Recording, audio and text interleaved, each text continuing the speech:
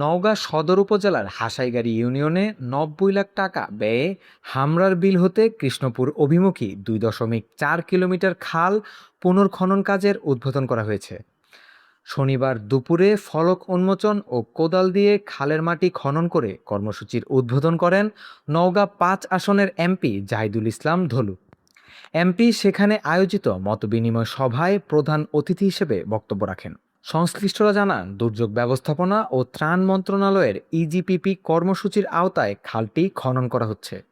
খাল খনন কাজ শেষ হলে বর্ষা মৌসুমে জলাবদ্ধতা নিরসন করে শুষ্ক মৌসুমে কৃষকরা উপকৃত হবেন, অন্যদিকে ফসলের উৎপাদন বৃদ্ধি পাবে।